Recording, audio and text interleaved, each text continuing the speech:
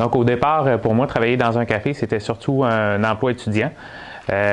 Puis j'ai vraiment pogné la piqûre du café puis de ce domaine-là. En fait, j'aime beaucoup le service à la clientèle. J'ai travaillé dans ce domaine-là beaucoup plus tard après mes études. J'ai toujours continué à travailler là-dedans.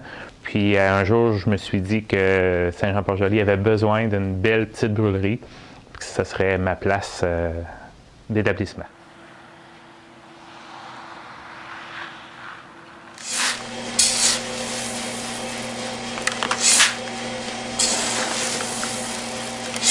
Je vois la couleur changer, j'entends le son.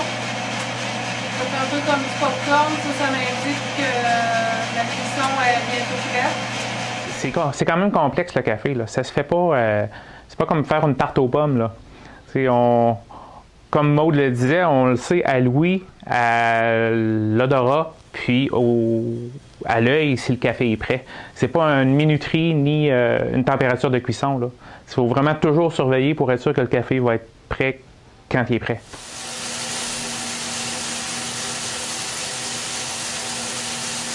J'ai fait beaucoup d'erreurs. Puis des fois des erreurs heureuses.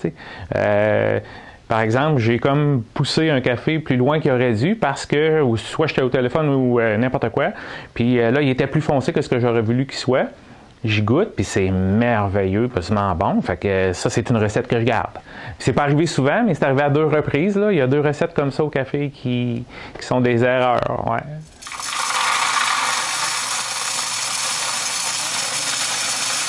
Avec Maude, qui est torréfacteur, là, souvent on fait des tests, des petits mélanges pour essayer de trouver quelque chose de différent, un petit hit de plus. Là.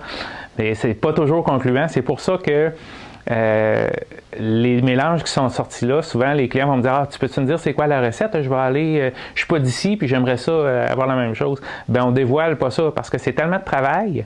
Puis trouver une recette, peut-être qu'on a perdu 10 batchs avant de pouvoir sortir une recette qui a du sens. Fait que c'est de l'investissement aussi. Fait que moi, j'ai pas le goût de donner mes recettes pour qu'elles soient reproduites ailleurs.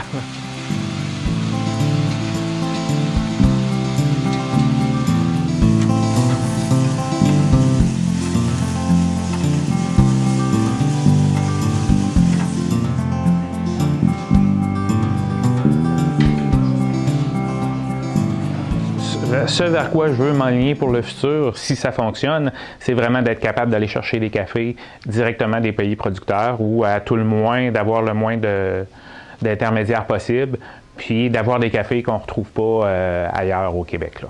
Pas pour la totalité des cafés parce que ça serait vraiment trop complexe, parce que souvent il faut acheter en trop grande quantité quand on fait affaire directement avec des pays producteurs.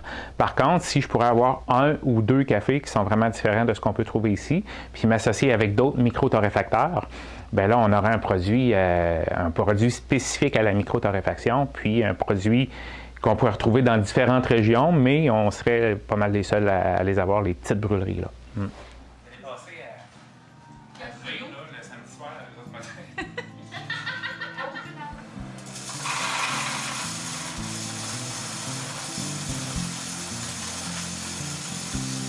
Bonté divine, en fait, ça a été, quand on a trouvé le nom, ça a été un coup de cœur. C'était une expression de ma grand-mère qui était particulière, c'était un personnage, puis quand elle sacrait pas, l'autre terme qu'elle disait, c'était bonté divine. Fait que c'est venu confirmer le nom, là. Quand c'est sorti, ça a dit « OK, c'est ça ». Puis c'était certain à 100% que c'était ça, là. Ça nous a touchés, là, pouf, c'est ça. Ça arrive.